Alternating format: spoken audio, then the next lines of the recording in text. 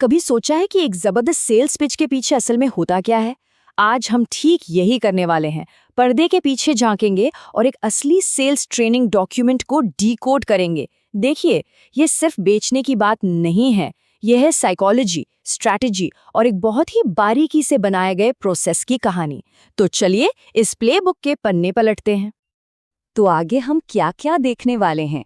हम sales process के 6 steps को एक-एक करके समझेंगे।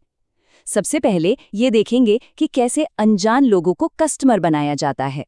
फिर सही लोगों को ढूंढा कैसे जाता है, प्रोडक्ट असल में है क्या, और सबसे दिलचस्प, ना को हाँ में कैसे बदला जाता है। और आखिर में एक कस्टमर को हमेशा का ग्राहक कैसे बनाते हैं। पूरा का पूरा ब्लूप्रिंट समझेंगे। हर सेल्स प्रोसेस की शुरुआत होती है एक फनल से। अब ये फनल क्या है? ये आप समझिए एक तरह का मैथमेटिकल मॉडल है। इसका काम ये दिखाना है कि कैसे एक बहुत बड़ी भीड़ को धीरे धीरे स्टेप बाय स्टेप असल में खरीदने वाले ग्राहकों में बदला जाता है। मतलब ये पूरा खेल अनुमान और स्ट्रैटेजी का है। तो ये जो प्रोसेस है ये 4 अलग अलग स्टेप्स में बटा होता है। शुरुआत होती है सस्पेक्ट्स के एक बहुत बड़े ग्रुप से, मतलब कोई भी जिससे कांटेक्ट किया जा सकता है। फिर इनमें से जो लोग थोड़ी बहुत दिलचस्पी दिखाते हैं वो बन जाते हैं प्रोस्पेक्ट्स। इसके बाद आते हैं लीड्स। ये वो लोग हैं जो सच में खरीदने की हालत में हैं। और आखिर में बनते हैं कस्टमर्स, जिनके साथ डील फाइनल होती है। और ये जो ट्रेनिंग डॉक्यूमेंट है ना, ये एक पक्के उदाहरण से शुरू होता है। सोचिए कि आपके पास 2500 सस्पेक्ट्स की एक लिस्ट है। यही है फनल का सबसे ऊपर वाला, सबसे चौड़ा हिस्सा।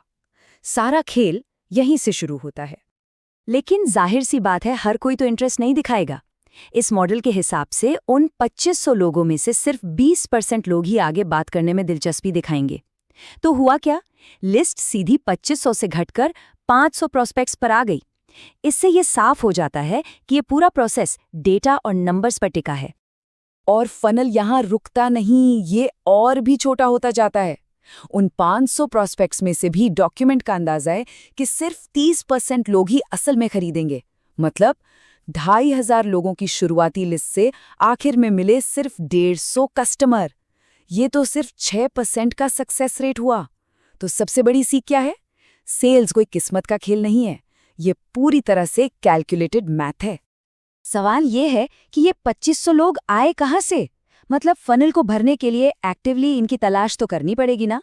तो अब अगला सेक्शन इसी बारे में है कि ये ट्रेनिंग डॉक्यूमेंट प्रॉस्पेक्ट्स को ढूंढने और टारगेट करने के लिए क्या तरीके बताता है। इस डॉक्यूमेंट में बहुत ही साफ साफ इंस्ट्रक्शंस हैं।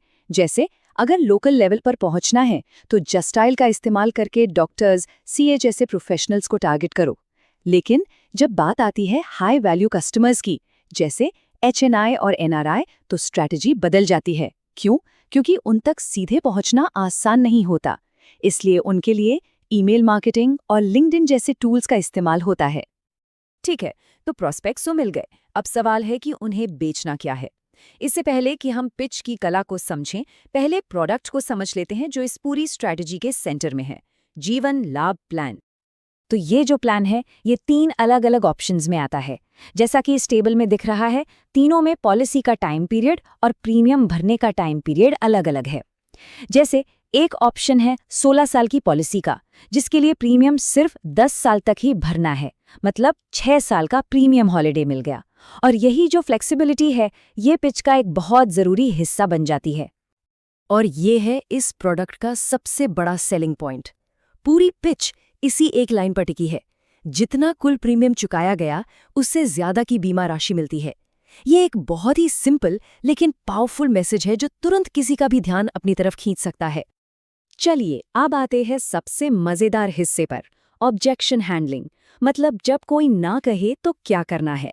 देखिए, कोई भी सेल सीधी सपाट नहीं होती, लोग ना कहेंगे ही। और ये डॉक्यूमेंट सिखाता है कि इन ना से निपटने के लिए स्क्रिप्टेड जवाब और साइकोलॉजिकल तरकीबें क्या हैं। पहला ऑब्जेक्शन कल्चरल या धार्मिक हो सकता है। मान लीजिए कोई कहता है, हमारे धर्म में ब्याज लेना मना है। तो जवाब क्या होगा? जवाब है शब्दों का खेल। डॉक्यूमेंट कहता है कि इसे ब्याज मत कहो, इसे प्रॉफिट शेयरिंग या मुनाफे का बंटवारा कहो। है तो वही फाइनेंशियल प्रोडक्ट, लेकिन उसे इस तरह से पेश किया गया कि वो सामने वाले की मान्यताओं से टकराए नहीं। एक और बहुत कॉमन ऑब्जेक्शन है, अरे मेरे पास तो पहले से ही बहुत सारी पॉलिसी हैं। यहाँ पर स्ट्रैटेजी बहस करने की नहीं, बल्कि पहले सहमति जताने की है।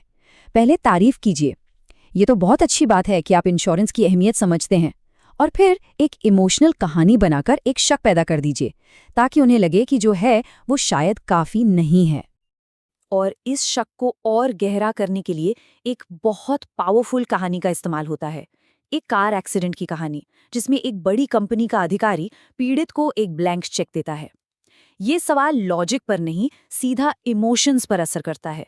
ये सामने वाले को अपनी फाइनेंशियल सिक्योरिटी के बारे में गहराई से सोचने पर मजबूर कर देता है। तो एक बार जब ऑब्जेक्शंस को हैंडल कर लिया, तो अब बारी आती है पिच के फाइनल स्टेज की। इसे कहते हैं कस्टम बिल्ड। यहाँ पर स्टैंडर्ड प्रोडक्ट्स को मिलाकर कस्टमर की ज़रूरतों के हिसाब से एक खास हाई वैल्यू सोल्यूशन तैयार किया जाता है। जैसे ये देखिए, ये कोई एक सिंगल स्टैंडर्ड प्रोडक्ट नहीं है, ये कई प्लान्स का एक कॉम्बिनेशन है, जिसे खास तौर पर बच्चे की पढ़ाई और शादी जैसे बड़े खर्चों को ध्यान में रखकर बनाया गया है। पेमेंट ठीक उसी टाइम पर मिलता है जब पैसों की सबसे ज़्यादा ज़रूरत होती है। इससे ये प्लान बहुत पर्सनल और अपीलिंग लगता है। और ये एक और कॉम्बिनेशन प्लान का रिटर्न ऑन इन्वेस्टमेंट एकदम साफ साफ दिखाता है। पेमेंट किया 15 लाख रुपए का और बदले में मिला 37.50 लाख रुपए का टैक्स फ्री मैच्योरिटी। ये बार चार्ट फाइनेंशियल फायदे को एक नज़र में समझा देता है, जिसे फैसला लेना बहुत आसान और आकर्षक लगता है। लेकिन रुकिए, इस पूरे सेल्स प्रोसेस का असली मकसद सिर्फ एक डील क्लोज करना नहीं है। नहीं, ये उससे कहीं ज्यादा बड़ा है।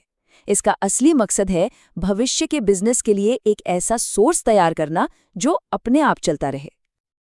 और इस सब की शुरुआत होती है सिर्फ एक चीज से, एक खुश और संतुष्ट कस्टमर। यही है प्रमोटर स्ट्रैटेजी का सबसे बड़ा सीक्रेट, जहां एक अकेला कस्टमर आने वाले बिजनेस की नींव बन जाता है। और असली खेल यहीं पर है। इस डॉक्यूमेंट के मुताबिक एक संतुष्ट कस्टमर सिर्फ एक कस्टमर नहीं होता, वो 10 भविष्य की पॉलिसियों के बराबर होता है। वो एक ग्राहक से एक पावरफुल बिजनेस एसेट में बदल जाता है। लेकिन ये अपने आप नहीं होता। एक कस्टमर प्रमोटर तब बनता है जब वो पहले अपने परिवार के लिए और पॉलिसी खरीदता है, फिर अपने दोस्तों और सहकर्मियों को रेफर करता है, और यहाँ तक कि कंपनी के इवेंट्स में नए लोगों को भी लेकर आता है। जैसा कि डॉक्यूमेंट में लिखा है, इस तरह आपको प्रॉस्पेक्ट्स की कभी न खत्म होने वाली सप्लाई मिलती है। तो एक फनल से लेकर एक प्रमोटर तक, ये है एक सेल के पीछे की पूरी मशीनरी। ये नंबर्स, साइकोलॉजी और एक बहुत ही बारीकी से तैयार की गई स्ट्रैटेजी का कमाल का मिक्सचर है। अगली बार जब कोई सेल्स पिच सुनने को मिले, तो शायद उसकी अलग अलग परतें ज्यादा साफ नजर आएंगी।